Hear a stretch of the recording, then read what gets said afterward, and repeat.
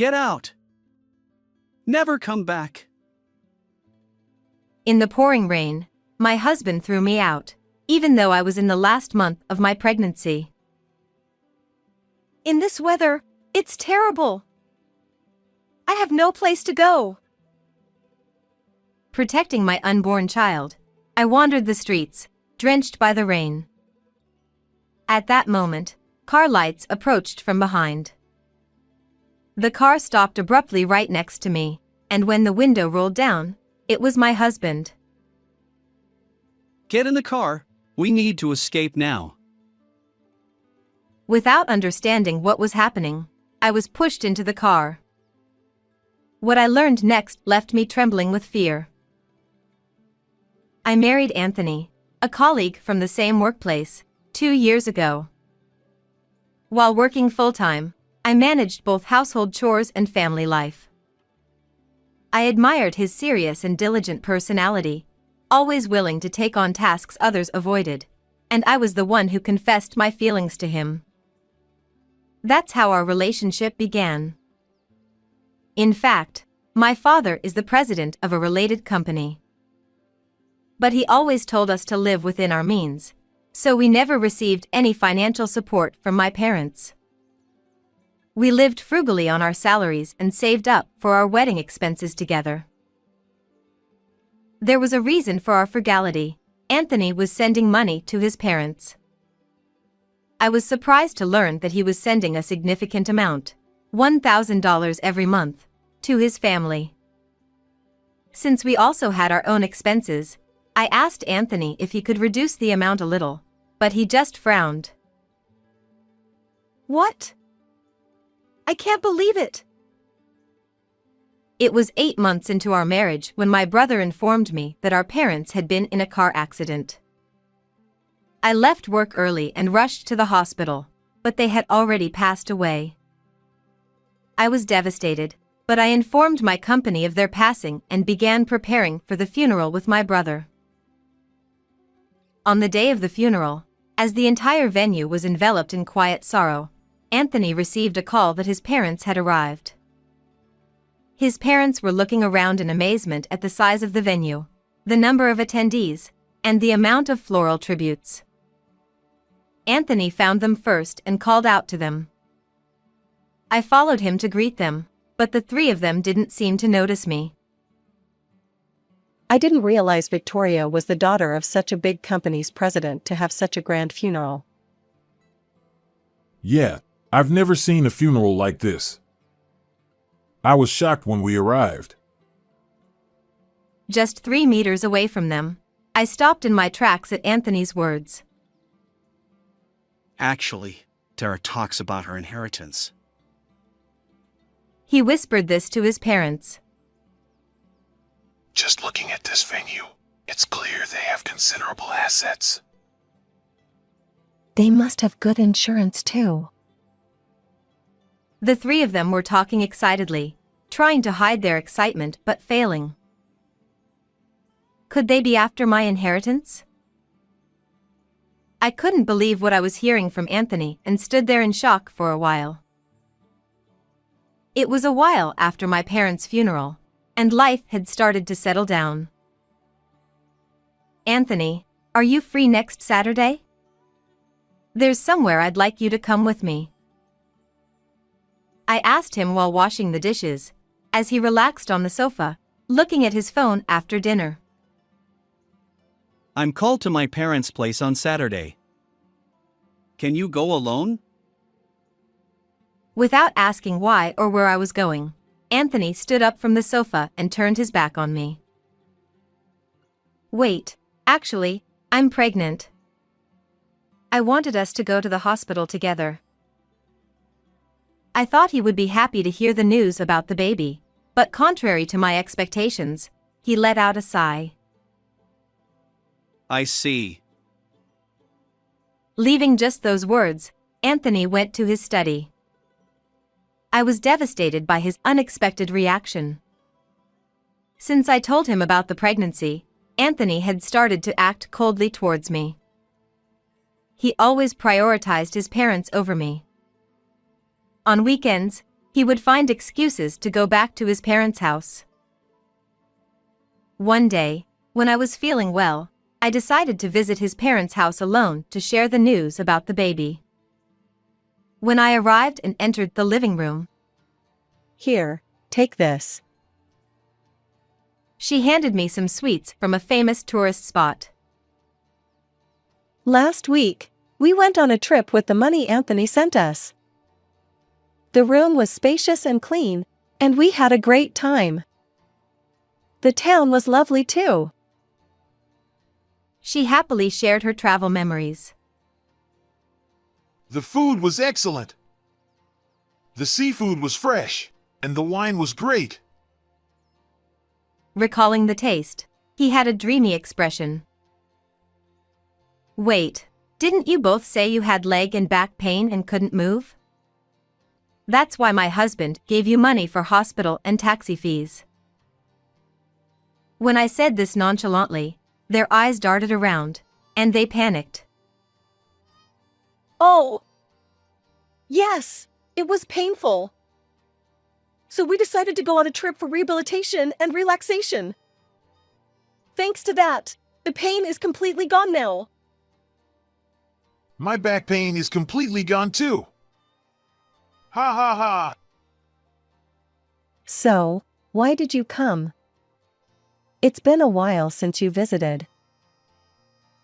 Desperately trying to change the subject, they asked. I sighed quietly. Since I lost my parents, my in-laws' lifestyle had gradually become more extravagant. They frequently went on trips, ate out more often, and even started drinking during the day. However, when they asked for money for hospital fees, I couldn't refuse. Anthony would say, You want my parents to be healthy and live long, right? and I couldn't say anything more.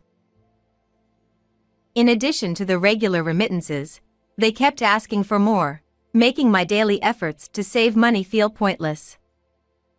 Honestly, it didn't feel good. I hinted at this to Anthony, but he said, Are you complaining about what I'm doing?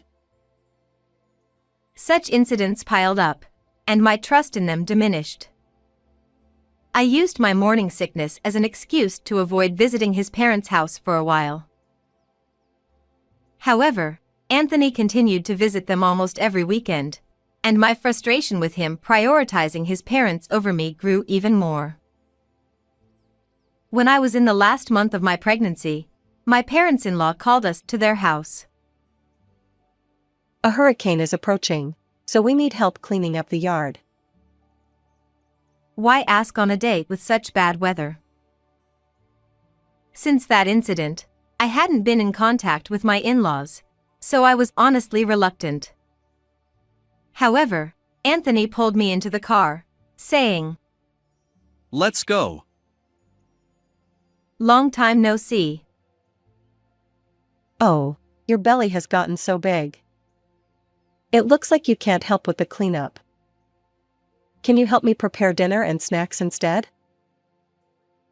Without waiting for my response, she handed me an apron. Anthony went outside, saying he would check around the yard and house, showing no concern for my condition. When I entered the living room, even though it was still bright outside, my father-in-law's face was already red, and there were 3 empty beer cans on the table. Despite asking for help, he showed no intention of cleaning up, and I could only sigh. Hey, where are the snacks? I'll bring them right away.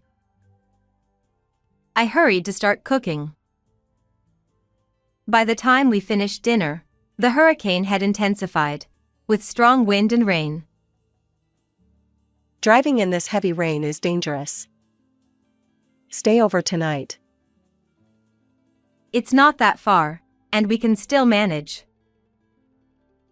I stood up, but my mother-in-law grabbed my shoulder and made me sit down again. It's dangerous for a pregnant woman to stumble in the wind. Stay over, okay? She forcefully stopped me and left the room, saying, "I'll go make the bed."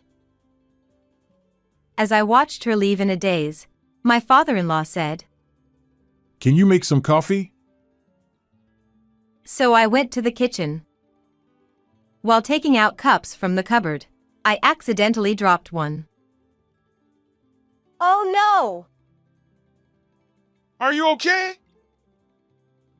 Just then, my mother-in-law returned to the living room. Oh dear, that's dangerous. Clean it up right away. The vacuum cleaner is in the door to the right of the entrance.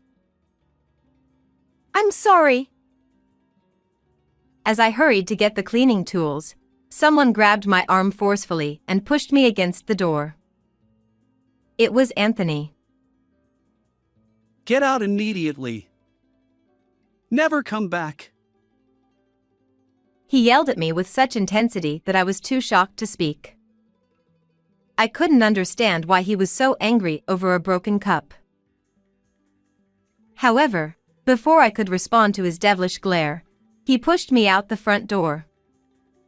Since my parents had passed away, our family home had already been sold, and I had nowhere to go. I couldn't rely on my brother either, as my bag with my phone was left at my in-laws' house. If my body gets too cold, it won't be good. I need to find shelter from the rain and wind. I borrowed an umbrella that was propped up by the front door of my in-laws' house, but it broke quickly in the strong wind. There were no people walking around, and no cars passing by. I should contact the police from a convenience store or somewhere. Protecting my unborn child, I walked drenched in the rain for a while when lights approached from behind. It was a car's headlights, and the car stopped abruptly next to me. When the window rolled down, it was Anthony, who seemed to be looking for me. Get in quickly. We need to escape now. Despite having thrown me out with such intensity, his contradictory behavior left me confused. Without caring about my condition, Anthony said, Just get in quickly. He pushed me into the car. Judging it too dangerous to drive further in the storm, Anthony took me to a hotel near the station. There, he revealed a shocking truth, which left me trembling with fear and filled with anger. There's a baby in my belly. If this affects not just me but also my child, I will never forgive them. I resolved to take revenge. About a week after the hurricane had passed, Anthony opened the front door of his parents' house and called out. I'm home. His parents, who peeked out from the back, responded. You scared us by leaving suddenly on the day of the hurricane and then not contacting us. We were worried. Despite her words, she asked Anthony with a relaxed expression. So, how did it go? Did it work out? With shining eyes, he approached Anthony eagerly. Anthony slowly raised his head and looked at them. Yes, it's all over. Hearing this, their faces lit up.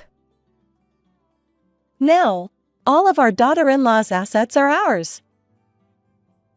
We did it! Now we can eat gourmet food and travel as much as we want. The in-laws seemed to explode with joy, holding hands. So, how much insurance did she have?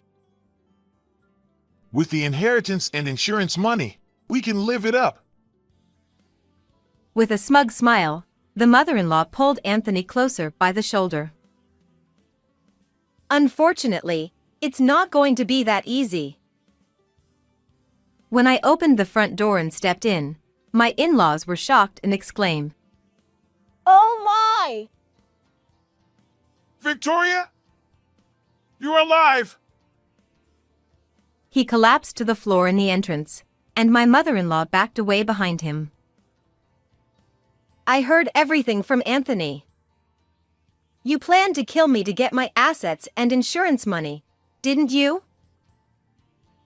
I stepped in front of Anthony and glared at the two of them. Wait, this isn't what we agreed on. What's going on? Pale and agitated, she glared at Anthony and raised her voice. Even if I work hard every day, my money is taken away. I've been helping because you're my parents, but there's no gratitude. I'm fed up with your self-indulgent lifestyle. Clenching his fists tightly, Anthony responded to his parents in a trembling voice. What he told me at the hotel where we took refuge on the day of the hurricane was shocking. At my parents' funeral, my in-laws learned that I was the daughter of a big company's president. They thought I must have inherited a considerable amount of money. Believing that if they could get all of it, they could live a life of luxury, they plotted to get rid of me and take everything. Anthony had told me this. However, Anthony was fed up with his selfish parents. Although he couldn't believe they were serious, when they said, "We'll give you a share, so cooperate with us," he pretended to go along with it and monitored their actions. He spent time with them, going shopping together and siding with them over me. For this reason, They said if we carried out the plan on the day of the hurricane, there would be no evidence left. They told me to make it look like an accident and kill Victoria the next weekend. I was terrified. when he realized they were serious about harming me, Anthony was devastated. So, you pushed me out once but then came to find me and help me. I leaned on him and squeezed his hand tightly. With our baby about to be born, how could I do such a thing? There's no way I could trade my beloved wife's life for money. His words to his parents, spoken through tears, warmed my heart. You were just being paranoid, aren't you? It's natural for children to help their parents when they're in trouble, isn't it? Sweating and darting their eyes, they tried to cover up. What you're doing is exploitation. You're taking Anthony's hard-earned money and his concern for you, and trampling all over it. Anger welled up inside me at their self-centered words, showing no gratitude towards Anthony, and I couldn't help but shout at them. And we have evidence, right, Anthony? Yes, more than enough. With that, Anthony took out a smartphone and a voice recorder from his pocket. This contains plenty of recordings of you two talking about getting rid of Victoria. With this evidence, we can put you in prison. What? Suspicious from the moment his parents proposed the plan, Anthony had secretly planted a bug in their house. He also recorded every conversation with them, pretending to use his phone. Damn it! At that moment, his father, who had been crouching on the floor, suddenly lunged at Anthony. Give it to me! I'll destroy it right now! He grabbed Anthony, reaching for the recorder. Dad, stop it! Anthony resisted desperately. Help! I opened the front door and shouted. Then, we heard footsteps, and 2 police officers and a lawyer appeared before us. What? Who called the police? You can't just barge in here. Panicked by the sudden appearance of strangers, my mother-in-law screamed. The 2 officers pulled Anthony's father away from him, and he was quickly subdued. Ouch! Let me go! His father-in-law's face twisted in pain, and he let out a pitiful voice, completely losing his momentum. Victoria arranged for them. While straightening his clothes and catching his breath, Anthony looked at them calmly. In fact, I had taken the evidence Anthony recorded and contacted my late father's friends in the police and legal professions. They told me that with this evidence, they could arrest them and also claim damages, so I asked for their help. We have some questions for you both, so please come with us to the station. The officers stood on either side of my in-laws. No, please don't. I didn't do anything. It was all my wife's idea. Suddenly blamed, my mother-in-law glared at him with a devilish expression. What are you saying now? You agreed to it too. Don't believe what he's saying. It's all lies. Anthony and I were completely taken aback by their internal squabble. The lawyer stepped forward to interrupt their bickering. I have a document here from Victoria, claiming $30,000 in damages for emotional distress. He stated calmly. We don't have that kind of money. Please, I'm sorry for everything. Forgive us. Suddenly teary-eyed, my mother-in-law looked at me with a frightened expression. Please, not the police. If the neighbors find out about this, we won't be able to live here anymore. He pleaded in a weakened tone. You will both face the consequences. I won't forgive you for the suffering you've caused, Anthony. I coldly told my in-laws, who had turned pale, with a stern look. After that, they were arrested for planning the incident. They had to sell their belongings and house to pay the $30,000 in damages. Soon after, I went into labor and safely gave birth to a healthy baby boy. After being discharged from the hospital, we moved into the apartment I inherited from my parents and started a new life. With a concierge and good security, we felt safe. Of course, I have no intention of ever letting my in-laws know our address. Anthony, no longer having to send money to his parents, said he felt more motivated at work. He contributed to the company's performance and got promoted, resulting in a salary increase. I'll aim even higher. With those words, Anthony is working hard for our family. I am spending peaceful days with Anthony and our newborn child. I'm truly glad I was able to save Anthony from those two and protect our child. Feeling the warmth of my baby in my arms, I savor the simple happiness of everyday life. How did you like this story? Please subscribe to the channel. See you in the next video. Are you late?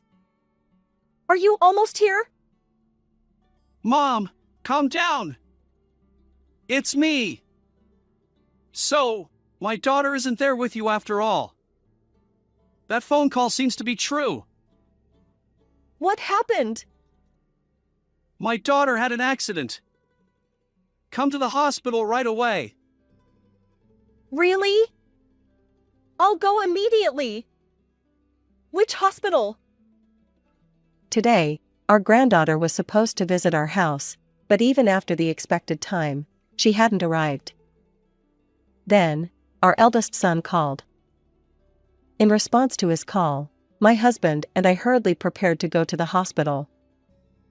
As we were bustling around, the doorbell rang, and an unexpected person entered our home. Long time no see. Oh, is that the smell of freshly baked cookies? Looks delicious. Huh?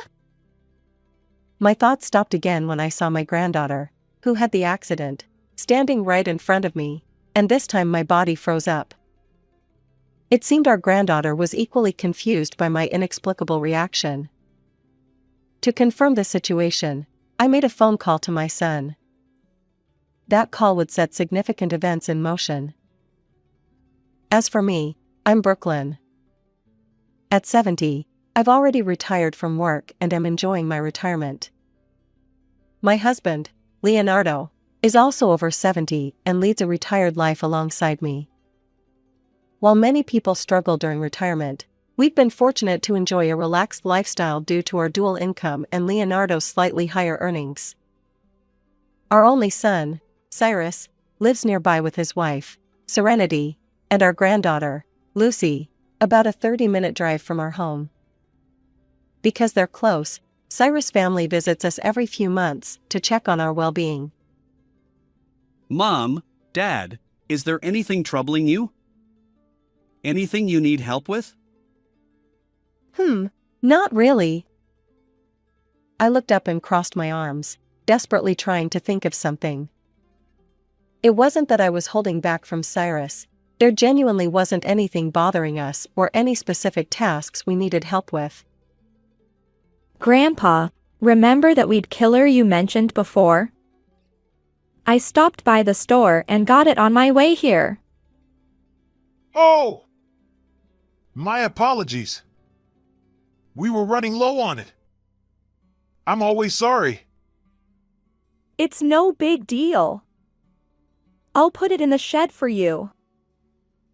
Thanks, Lucy.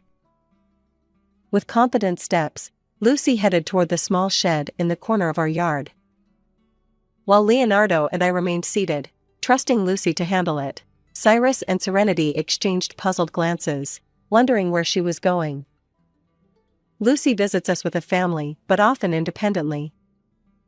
Since her school is nearby, she often comes over alone.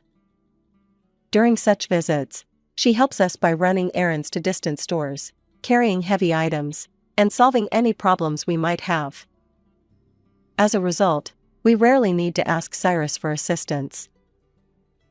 You know, Lucy understands our situation better and takes care of us. That's true. I don't have the same insight. Both Cyrus's family and Lucy make us proud, and we all share a smile. What were you talking about? Returning from putting away the weed killer, Lucy joined our pleasant conversation, even though she hadn't understood the context. We were talking about how you often take care of Grandma and Grandpa. Take care. Nah. I just came here to hang out with them. But I'm glad you help us, and it's fun. Grandma also teaches me various dessert recipes, which I enjoy and appreciate. Shall we make a simple treat today? Do we have any flour left? Let's make microwave cookies. They're quick. Oh, I'll help too. As Lucy and I headed to the kitchen, Serenity followed in a hurry. Lucy efficiently prepared the tools and ingredients, leaving me with no time to assist. Serenity seemed lost, not knowing where everything was. I gave up on helping with the baking and asked Serenity to prepare dishes and drinks instead. In the end, Lucy mostly finished making the cookies on her own. Her skill in baking was partly due to her frequent visits and the fact that she often made treats when she came over. Eating the finished cookies while chatting with my husband and Lucy became our favorite pastime as a family. Lucy, who enjoys making sweets, isn't strictly an indoor person. Listen to this. The other day, Lucy rode her bike over 20 miles away. I heard there's a new clothing store, so I just went there with a friend. We didn't think you'd go by bike, did we? From now on, take the train. It's dangerous. Aww. But the train fare is a waste. She always leaves without saying much, just to hang out, so I worry. Well, it's a valid concern. At least tell them where you're going next time. Understood. I'll be careful. With a slightly disgruntled expression, Lucy nibbled on a cookie. We've repeatedly warned her not to leave without telling us her destination, but it's become a habit she won't break. Now that Lucy is in high school, we're starting to think we don't need to nag her as much. After everyone left, I washed the dishes and tidied up Leonardo's room. Another peaceful Sunday was coming to an end. We enjoyed our retirement leisurely, and our relationship with Leonardo's family remained good. I truly believed we had a good life. However, unfortunate events often unfold in unseen ways, and even now, circumstances are gradually taking a darker turn without our knowledge. As usual, Lucy came over after school. Today, we were baking banana cake together, and Lucy had a cheerful expression. But for someone who's lived 70 years like me, it's easy to see through a 16-year-old's forced smile. What's wrong? Is something bothering you? I guess I can't hide things from you, Grandma. My words made Lucy pause while mixing the ingredients, her joyful expression fading into sudden anxiety. Actually, I've noticed something odd about Mom lately. Serenity? Her phone notification sound changed. I think it's set up to identify who's contacting her by the sound. Sometimes there's a strange scent on her, and she used to come home earlier than me from her part-time job, but now she's often later than I am. She's also been checking mine and Dad's schedules a lot. With each mention of Serenity, Lucy's expression grew darker. Unlike my youth, today's high schoolers have plenty of romantic experiences, and they're attuned to others' reactions and emotions. Lucy seems to suspect Serenity of infidelity, although she avoids using that word directly, perhaps because she doesn't want to believe her own mother would do such a thing. And this kind of worry isn't something she can share with Cyrus or her friends. Maybe Dad is also concerned about Mom. They seem a bit distant. You've confided in me well. But for now, it's just that Serenity's behavior has changed, right? I'll talk to Cyrus and find out. Maybe there's something Lucy doesn't know yet. I, too, carefully chose my words, avoiding the term infidelity, but the atmosphere weighed heavily. Wanting to lift Lucy's spirits, I quickly put the banana cake in the oven. It would take about 40 minutes to bake. Usually, chatting with Lucy would make time fly, but today, our conversation was more subdued, and I couldn't tear my eyes away from the banana cake. That night, I decided to call Cyrus to see how things were going. Hey, have you noticed anything about your relationship with Serenity? Lucy's been feeling anxious. You caught on, huh? Lately, she's been staying in her room a lot and talking less. Is Serenity really having an affair? I don't know. There's no evidence or certainty. It could just be changes in her daily routine or hobbies. And directly asking about an affair isn't an option. So, I can only lightly probe through conversations and actions, mostly just observing. True, Serenity has been married to you for over 15 years, and she's always been kind to us, visiting as a family. It's hard to imagine her as someone having an affair. There's also a good chance it's a misunderstanding. His family dynamics with Cyrus are great, and our relationship with Leonardo is solid. But if we wrongly suspect Serenity of infidelity, it could jeopardize this harmony. Yet, leaving the situation unaddressed would leave Lucy with her anxiety, and Leonardo would continue to struggle with how to interact with Serenity. Sighing in our dilemma, Cyrus and I couldn't come up with a good solution on the spot. We decided to think about it until our next communication.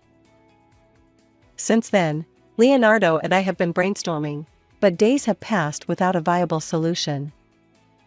Paying a detective for an affair investigation or stumbling upon infidelity by chance, those scenarios belong more to dramas and movies than real life. We've been powerless for 2 weeks now. Lucy hasn't visited during this time, which is unusual. I've been contemplating whether to suggest that Lucy come over soon. But then, out of the blue, Lucy called. Grandma, can I visit tomorrow? Oh, sure. No problem. I'll come around lunchtime. Looking forward to your cooking. Her sudden call left me feeling surprised, relieved, and bewildered all at once. Before I knew it, the call had ended. The conversation was a bit unclear, but it seems Lucy is planning to visit. Her voice sounded more energetic than I expected. Could these 2 weeks mean Serenity hasn't been having an affair? After all, the affair talk lacks evidence or certainty. Maybe my excessive anxiety stems from worrying about something that hasn't even happened. Well, I'll find out more when I see Lucy. For now, I'll look forward to her visit. The next day, I received a call that Lucy was coming to visit, so I waited while baking cookies. Today is Sunday, and Lucy is the only one coming over. Cyrus, who works in production management at the factory, had urgent work that couldn't meet the deadline, so he had to work on his day off. Since Cyrus was working, Serenity decided not to come to our house and got a part-time job, and Lucy will visit alone. I try not to worry too much, but since I haven't fully eased Lucy's anxiety, my mood remains somewhat heavy, and even the cookie dough feels weighty. Lost in thought, I forget about the time. Glancing at the clock, I realize it's almost noon, past the time Lucy said she'd arrive. Anxious expressions of Lucy's face flash through my mind, and an inexplicable worry overwhelms me. Fidgeting, I watch the cookies baking in the oven, trying to distract myself. After about 10 minutes, just as the oven timer sounds, the phone rings. Without checking the number, I answer, thinking it's Lucy. Lucy, are you late? Are you almost here? But it's Cyrus on the other end. Mom, calm down. It's me. Disappointed that it's not Lucy, I manage to regain some composure. I notice Cyrus sounds frantic. So, Lucy didn't make it there after all. Looks like the call was real. What happened? Lucy had an accident. Come to the hospital right away. Huh? The worry I'd been feeling becomes reality, and I feel like my thoughts and soul are escaping my body. Mom, pull yourself together. Come to the hospital. I'm on my way too. I'll be right there. Which hospital? Yelled up by Cyrus, I snapped out of my daze. After hanging up, I explained the situation to Leonardo. As we hurriedly prepare to go to the hospital together, the intercom buzzes. Irritated by the untimely visitor, I prioritize getting ready to leave. The door opens with a clatter. Lucy always rings the intercom once to let us know she's arrived. The way into this house belongs to Lucy. Long time no see. Oh, is that the smell of freshly baked cookies? Looks delicious. Huh? What's wrong? Lucy, who I heard that she had an accident, stands before me, and once again, my thoughts freeze, this time, my body too. Lucy seems equally confused by my reaction. Our world stands still. Leonardo breaks the silence. Isn't that Lucy? Weren't you in an accident? Exactly. Why are you here? Accident? What are you talking about?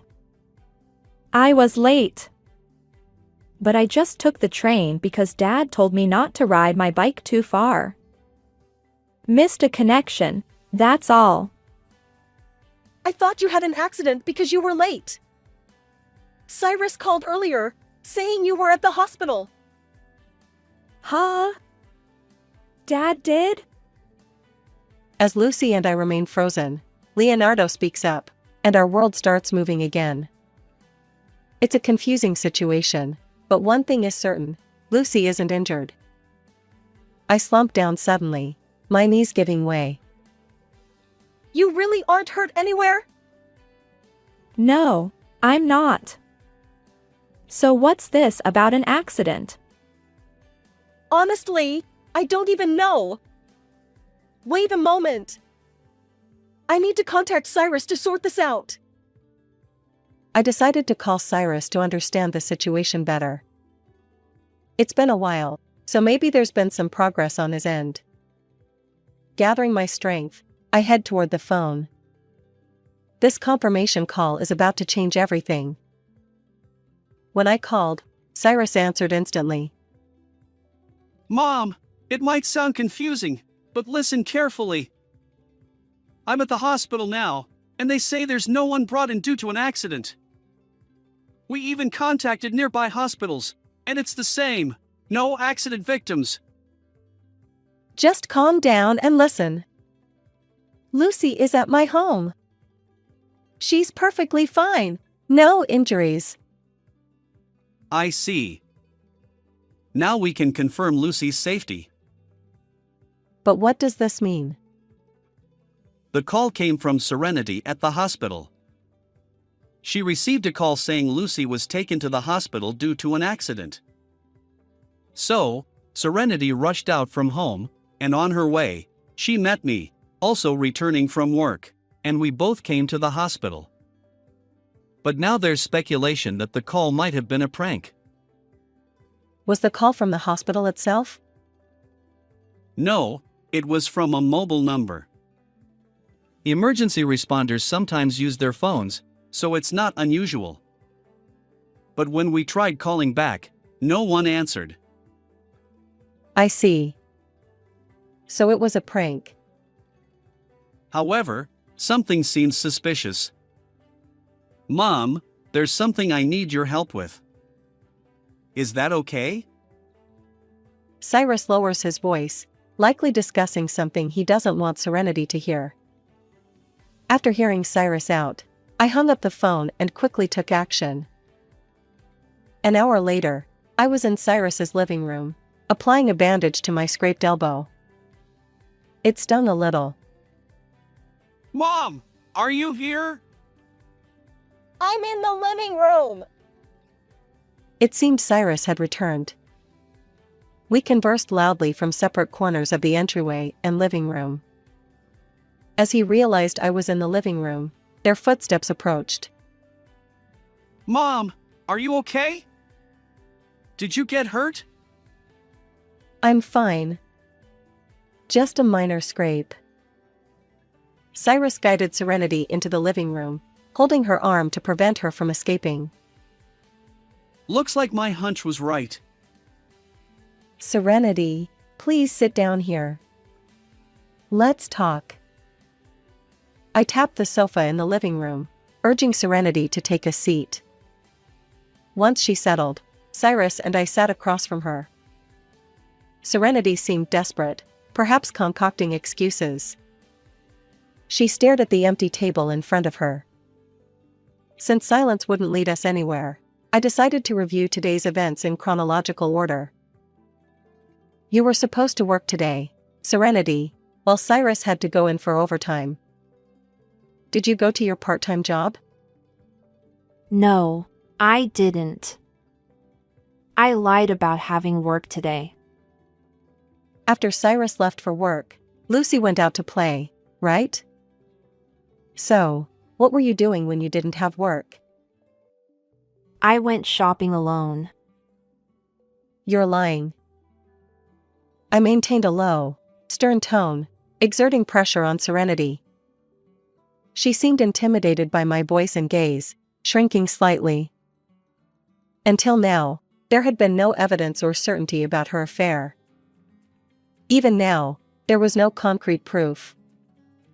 But I had conviction, so I decided to keep pressing until she confessed. Serenity, weren't you home alone with your lover? That's absurd. Serenity, who had been looking down, raised her head and firmly denied my words. We could easily verify whether she'd gone to her part-time job, but investigating her affair partner wasn't straightforward. Serenity quickly assessed what she should admit and what she shouldn't. It required sharp thinking to navigate this situation. If we let our guard down, she could easily slip away, so I had to be cautious about the flow of conversation and my choice of words. And today, Lucy went out to play, right? But Cyrus finished work earlier than expected. Yeah, there was a miscommunication between sales and a client. So, my work ended sooner than planned. I was supposed to be home by evening, but I finished around noon. I messaged Serenity to ask if she needed anything on my way home, but she didn't reply, so I came straight back. Serenity probably noticed your message when you were already close to home, right? She panicked, rushed out to find you, and concocted the accident story to avoid running into her lover at home. At the hospital, Serenity acted strangely. Despite Lucy's supposed accident, she didn't seem worried. And when the call might have been a prank, she suggested we go out together instead of returning home.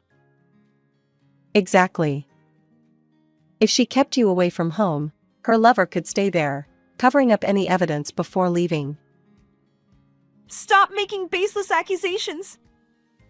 It's all speculation, isn't it? She spoke clearly, denying everything we said. She knew what to deny to escape our accusations. But Cyrus and I were convinced of her affair. We continued stringing our words together. By the way, Serenity, do you know where Lucy went today? No. I just heard she was going out to play, as usual. Oh, wait. Serenity finally realized something. She'd been so focused on evading our affair accusations that she missed what was happening right in front of her. It was like missing the obvious. Before Cyrus and I returned, I had been inside Cyrus's house. In other words, I had a key to his house. Serenity noticed this and realized that Lucy had visited my house today. Lucy hadn't come over in the past 2 weeks, so Serenity hadn't considered her going to my place. Lucy's visit led me to call Cyrus for confirmation instead of heading to the hospital. My destination became Cyrus's house, not the hospital.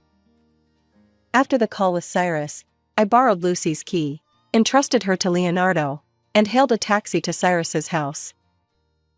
In the end, I didn't need Lucy's key, but without it, I might not have gone to Cyrus's house.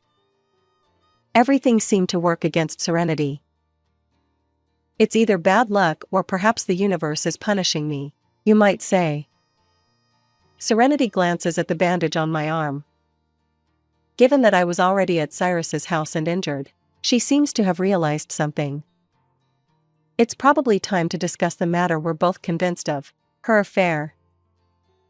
Ultimately, the house key was open, so I didn't use it. I was surprised. When I entered, there was a strange man who suddenly pushed me and left. That's how I got this scrape on my arm. It takes about 30 minutes by car from my house to Cyrus's. However, by urging the taxi driver to hurry, we arrived in about 20 minutes using a shortcut. Truly professional. But arriving too early led to an unexpected encounter with Serenity's affair partner, who was in the midst of covering up evidence. So, the person who pushed me was your lover, right? I don't know anyone like that. Once again, Serenity firmly denied any connection to the affair. She seemed to believe that denying everything, even the affair, would be her best strategy. Honestly, without concrete evidence like hotel photos or recorded conversations proving the affair, our options were limited. But the moment Serenity's lover and I crossed paths, her defeat was sealed. I see. So the person Mom met was a burglar. Exactly. Serenity, this is serious. Someone broke into the house. Call the police. You should be the one to do it. Huh? The police? Of course. There was a break-in. But first, let's check inside the house for missing items. If nothing was stolen, you won't report it? Even though someone invaded your home? Quite forgiving. Or are you protecting the criminal? No, it's not like that. Then call right now. Serenity took out her smartphone from her bag but couldn't make the call, staring at the screen. Cyrus and I knew she wouldn't be able to call the police, so we watched silently. The living room grew eerily quiet. After a minute of listening to the ticking clock, Serenity still couldn't make the call. Understandable. Reporting her lover as a burglar would lead to his arrest. If he turned out not to be a burglar after all, and Serenity knew that, she might face charges for making a false report. On the other hand, if she told the truth, it would reveal the affair. Reporting now would complicate matters further.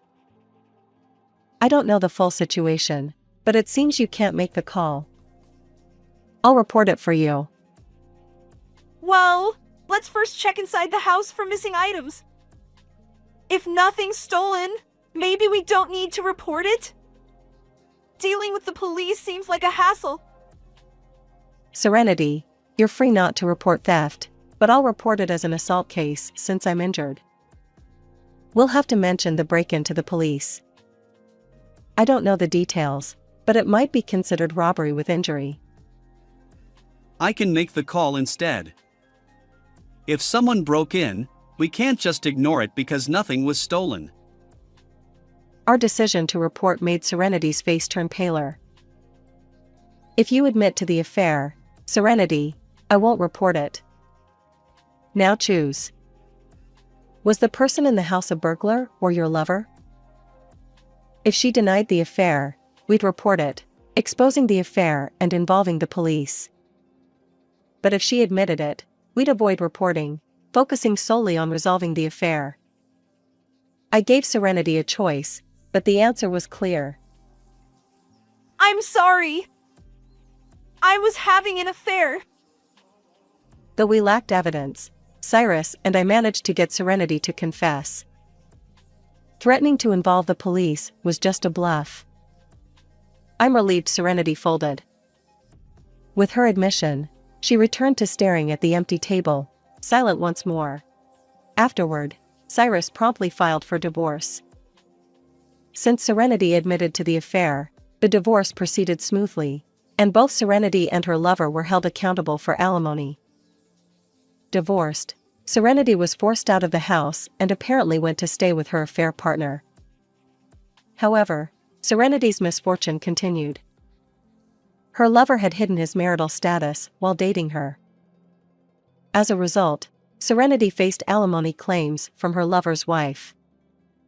To make matters worse, her lover managed to reconcile with his wife, leaving Serenity abandoned and alone. Now single, she struggles to find work to support herself and pay alimony. However, having been a part-time worker during her marriage to Cyrus, she faces a 15-year employment gap. Despite her efforts, she hasn't found a job yet and continues to live in a modest apartment, gradually depleting her savings. But savings aren't infinite, and she needs a steady income. Although she works part-time, it's challenging to balance job hunting and work. Caught in this financial quagmire, she remains stuck. Let's hope she finds a job soon. Interestingly, Lucy wasn't as shocked as I expected when she learned about her mother's affair. Lucy said, I'd been feeling uneasy not knowing for sure about the affair. It's a relief that it's clear now. Otherwise, Dad would be the one to suffer. Having a wife who might be having an affair all the time. How unfair. While I thought Lucy would be more distressed, it seems her perspective differs. Perhaps our generational differences influence our views. Regardless, wrongdoing remains wrongdoing, even if it involves a parent. Lucy seems adept at compartmentalizing things. She was initially shocked when her parents divorced, but now she's regained her spirits. Today, Lucy is coming over as usual. I need to prepare the ingredients for pudding before she arrives. Hello, everyone. This is your narrator, Sarah. Well, what can I say? It's a bit naive or perhaps a tangled web of cover-ups that ultimately led to exposure. It's hard to put into words. What are your thoughts? Feel free to share in the comments. And if you enjoyed this video, please consider giving it a thumbs up and subscribing to the channel. Thank you for watching until the end. See you in the next video.